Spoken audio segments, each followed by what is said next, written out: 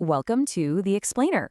Today, we are tackling one of the most wild, chaotic, and honestly, most important periods in all of American history. We're going to see how the U.S. went from the battlefields of World War I all the way to becoming the global superpower after World War II. So, get this, in less than 30 years, a single generation, the United States completely flipped its identity. It went from a country that was dead set on staying out of world affairs to the undisputed leader of the planet. It's an incredible story of war, then a decade of wild prosperity, then a catastrophic depression, and then war all over again. It's the sequence of crises that literally remade America. Let's see how it all happened. All right, to wrap our heads around this, we're going to break it down into 5 key parts. We'll start with the end of World War I, jump into the crazy roaring 20s, then slog through the Great Depression and the New Deal. After that, we'll see how America became the arsenal of democracy, and finally, how it all ended with the U.S. shaping a brand new world. Okay, so our story really kicks off in 1917. Europe had been tearing itself apart in the Great War since 1914, but America was officially and very stubbornly neutral. That, however, was not going to last. You know, most Americans wanted nothing to do with this war, but staying neutral just became impossible. German U-boats started sinking civilian ships, including the passenger liner Lusitania, which really horrified people back home. But the absolute final straw? That was the Zimmermann telegram. It was a secret message from Germany to Mexico, basically saying, hey, if you attack the United States, we'll help you get back Texas, New Mexico, and Arizona. Faced with a direct threat like that, President Wilson went to Congress, and on April 6, 1917, America was at war. The thing is, the country was totally unprepared. The mobilization effort was just chaotic. A mix of patriotism, propaganda, and, frankly, paranoia. First, they had to build an army from pretty much nothing, so they drafted 4 million men. Then, the government propaganda machine went into overdrive, but it also kicked up this nasty anti-German hysteria. It got so bad that sauerkraut was actually renamed Liberty Cabbage. Seriously. And to keep everyone in line, the government passed laws that made it a crime to speak out against the war. American soldiers helped tip the balance and win the war for the Allies. But here's the really fascinating part. After helping to create this new world order, America basically said, okay, we're out, and just walked away. Congress rejected the Treaty of Versailles and refused to join the League of Nations, an organization President Wilson himself had championed. This was classic American isolationism. The country just wanted to pull back behind its oceans and avoid Europe's problems. And that retreat? It leads us straight into the Roaring '20s. This was a decade of just explosive economic growth, but it was also defined by these really deep cultural battles.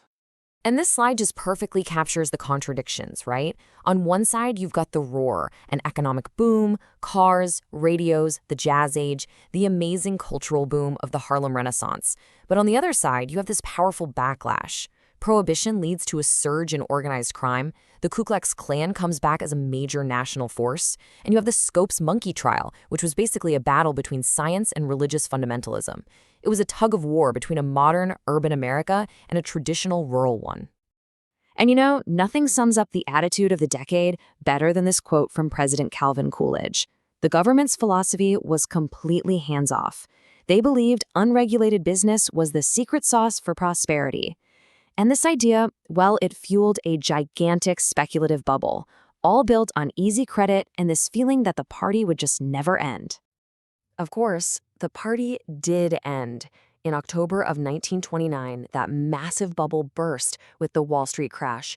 And it didn't just hurt the U.S., it plunged the entire world into the Great Depression.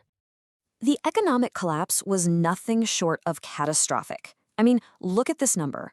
By 1933, at the absolute lowest point, 1 out of every 4 American workers was unemployed. Just think about that, a quarter of the whole workforce with no job and absolutely no safety net to catch them. And the crisis hit every single part of the country. Banks failed, wiping out people's life savings in an instant.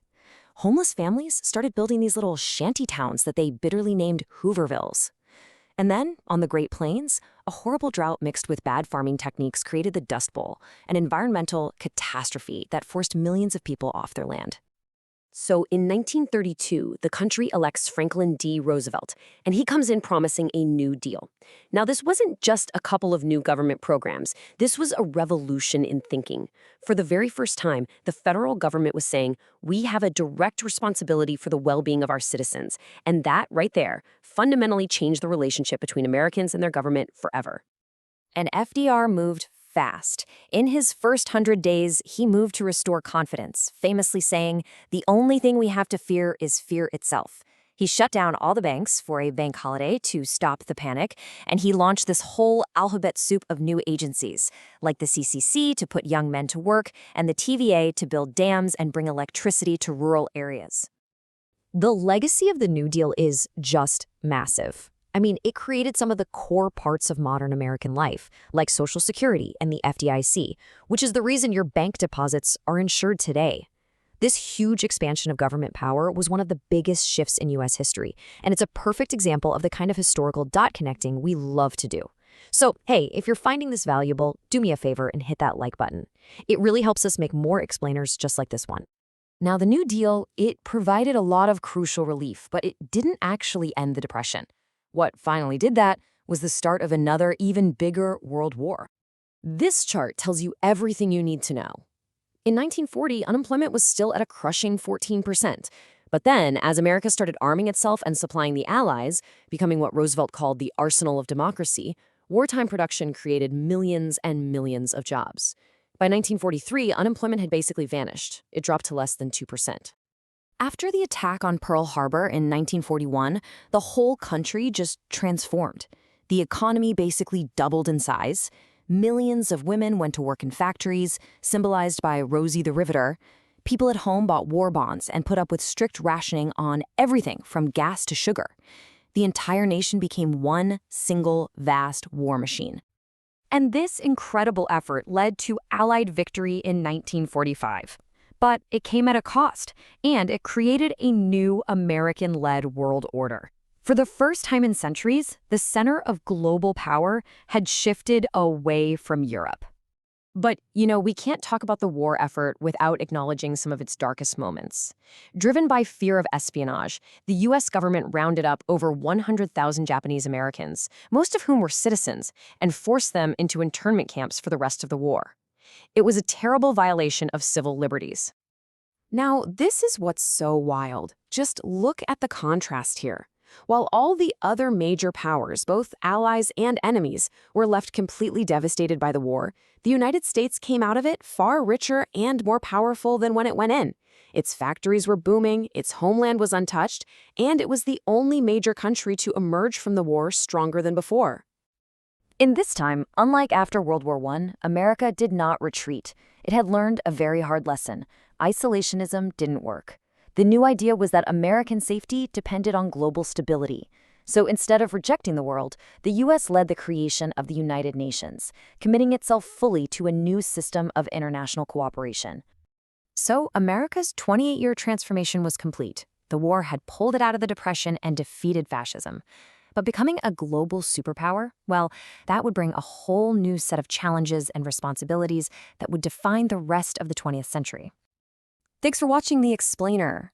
America's new role as a superpower set the stage for its next great global struggle, the Cold War. To see how that story begins, click on the next explainer right here in our American History playlist. And hey, if you enjoyed this journey, don't forget to like this video and subscribe to the channel. We'll see you next time.